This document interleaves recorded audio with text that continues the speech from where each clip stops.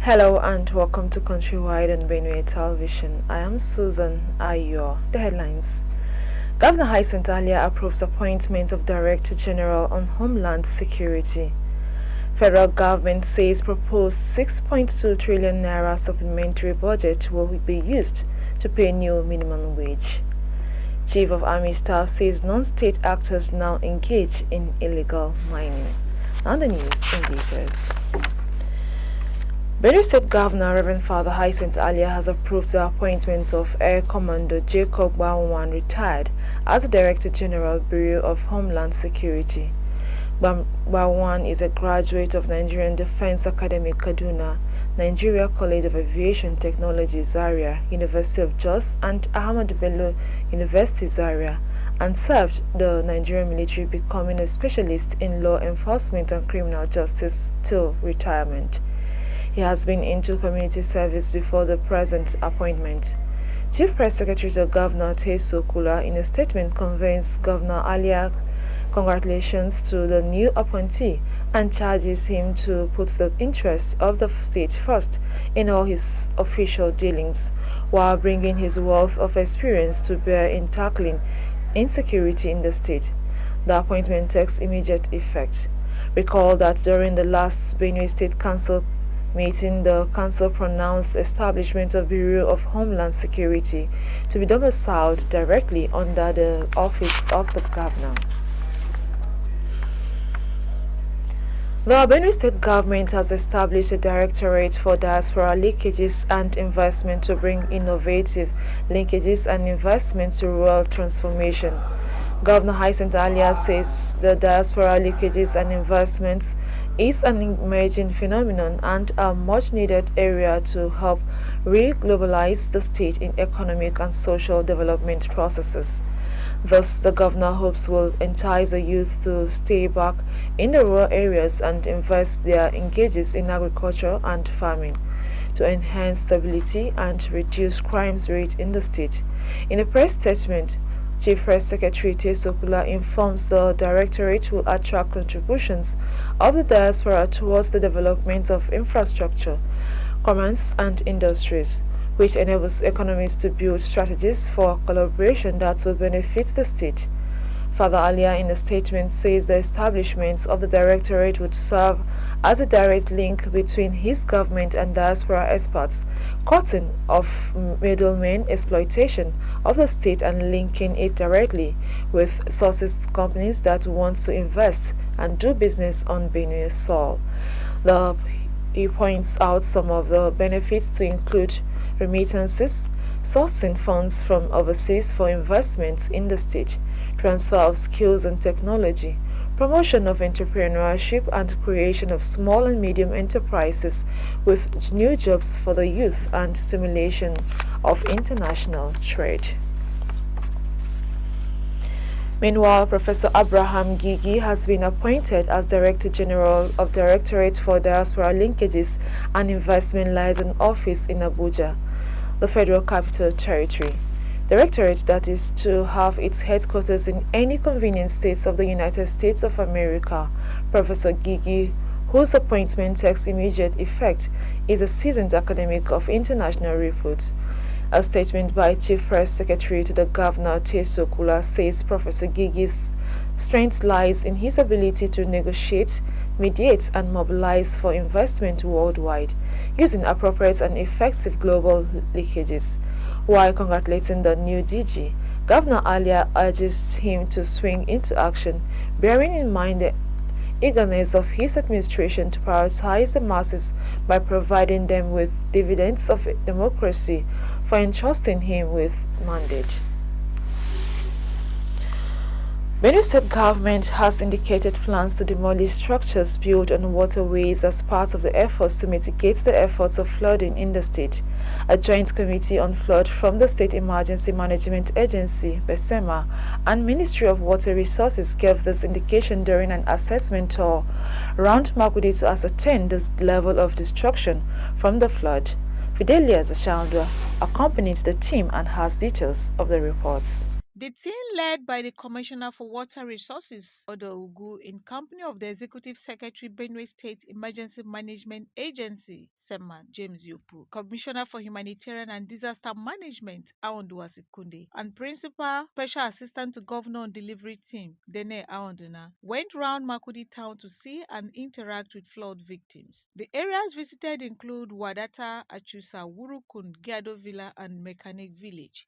After critical examination, the committee discovered that the root causes of the flooding were drainage blockages, building on waterways, and an urgent need for dredging of River Benue. The Commissioner for Water Resources, Mr. Ogu, said structures which have been built on waterway houses would have to be demolished and some drainages flushed or expanded where necessary. Mr. Ogu calls on federal government to make haste to rescue Benue people by dredging the River Benue, which is the most prominent solution to flooding in the state. So come to our rescue because the level of precipitation of River Benue is so high now, and that is one of the major reasons too that this water is finding its way into the community because of the high situation of River Benue.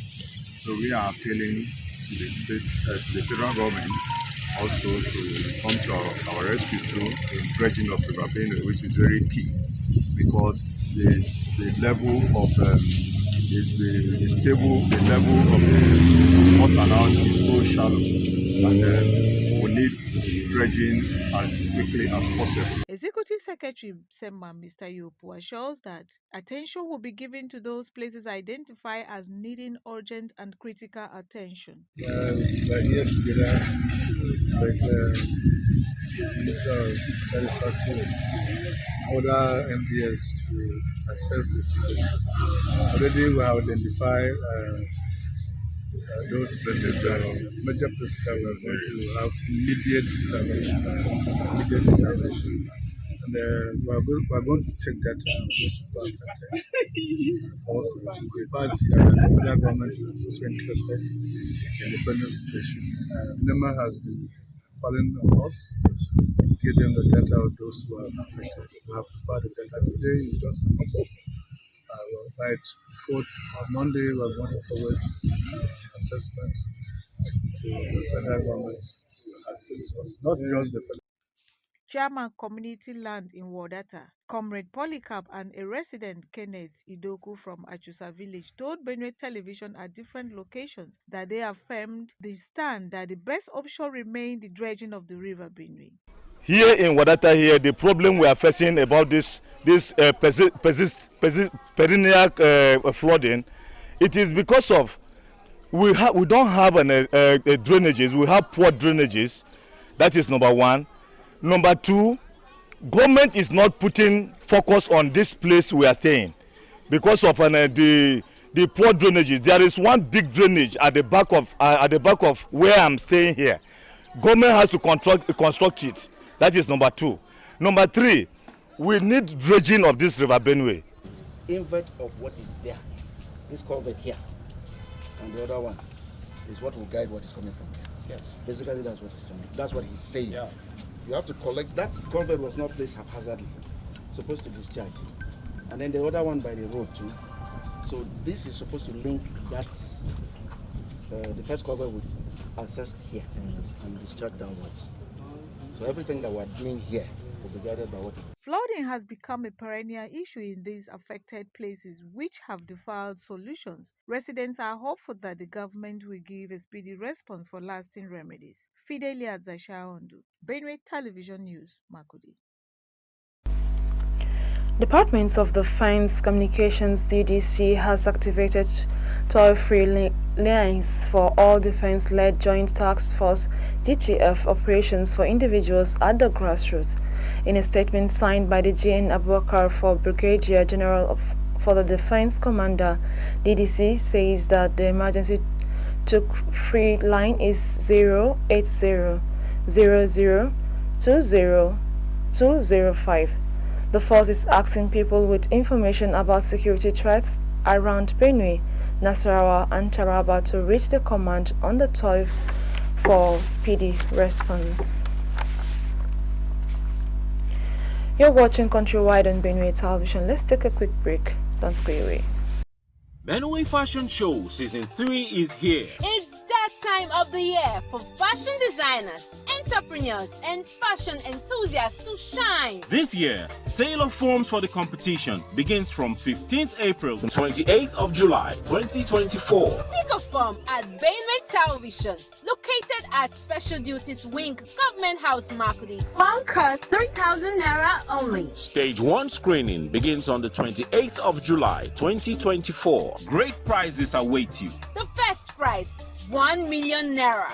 Second prize, 500,000 naira. And third prize, 300,000 naira. All prizes are inclusive of cash and fashion tools.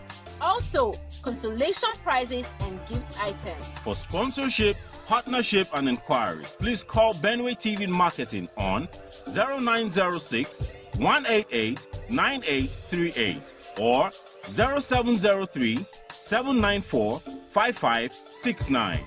Benue Fashion Show, embracing fusion fashion.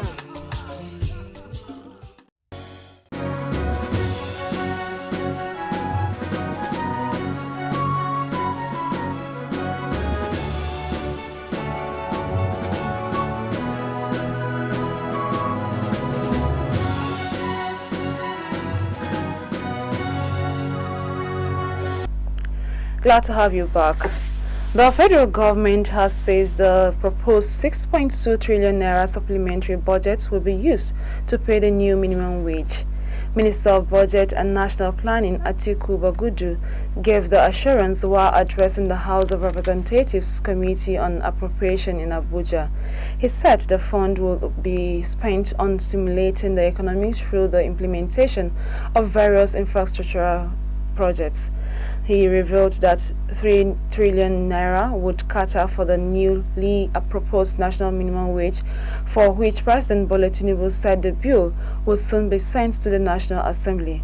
Bagudu stated that the proposed budget was also aimed at providing counterpart funding for rail projects that had literally stopped for a while. Thus, according to him, other Port Harcourt main bridge would be traversed the River Imo, Enugu, Ebonyi, Anambra, Benue, Nasarawa, Plateau, Katsina, Bauchi, Gombe, Yobe, and other parts of the country. The minister said the second project is the Badagry Tin Can Port, Lekki Port, while the third one is the Lagos-Ibadan Standard Gauge. He said that there would be funding for rolling stock that is required, adding that this would be gulp the sum of 530 billion naira as requested for the 5 rail projects. Bagudu assured that the projects captured in the amendments to the 2024 appropriation bill would not limit the revenue available for the implementation of the 2024 Appropriation Act. The Zamfara state government has restated its stance against reconciling with bandits, declaring that no internal or external pressure will force the administration to negotiate with them. Senior Special Assistant to the Governor on Media and Mobilization Farouk Ahmed thus said this in Gasso, the state capital, while responding to statement by former Governor and current Minister of State for Defense, Bello Matawalle. Ahmed emphasized that Governor Daudu Lawal is making a significant progress in combating banditry, highlighted by recent liberations from prominent bandit leaders. Bello Tuju, in a viral video, links the escalation of banditry in Zamfara and other states in the northwestern parts of the country to policies ruled by the administration of Matawalle when he was governor, including initiating an amnesty scheme that provided financial rewards and protection for bandits who surrendered their arms and abandoned criminality. Ahmed said that current administration would continue taking necessary actions to end banditry in the state, expressing readiness to collaborate with anyone committed to freeing Zamfara from the menace. But in swift reaction, the immediate past Governor Matawalle described the claims as baseless and mere attempt to distract and discredit him. In a statement signed by the former Commissioner for Information, Ibrahim Dasora, the former governor accused Governor Lawal of neglecting the state's security issues. He said it's regrettable that Zamfara state is under siege by bandits. The Chief of Army Staff, Lieutenant General Theored Lagwaja, has said that non-state actors in the Northwest now engage in illegal mining. Speaking at the opening of the 3-day retreat for past and present commanders of Nigerian Army operations in Northwest, Lagwaja noted that the entry of non-state actors into sectors and non-fluidity of their previous activities like kidnapping, cattle rustling, and killing were compounding security challenges in the geopolitical zone. Represented by the Chief of Operations, Major General Benson Senji, the COAS said the activities of the non-state activities have continued to impact the security environment across the country, despite unrelenting efforts by the Army and other security agencies. He said that to be ahead of the terrorists and other non-state actors, the Army would continue to review its tactics in all parts of the country, where its men and officers are working hard to flush them out. Lagwaja stated that the retreat would provide an opportunity for operational and tactical level commanders to step away from their normal routines in the field and threats of the operations. He added that the retreat would allow time for introspection, which will not only stimulate new perspectives and creative thinking, but also facilitate problem solving. We'll take another break. Stay with us.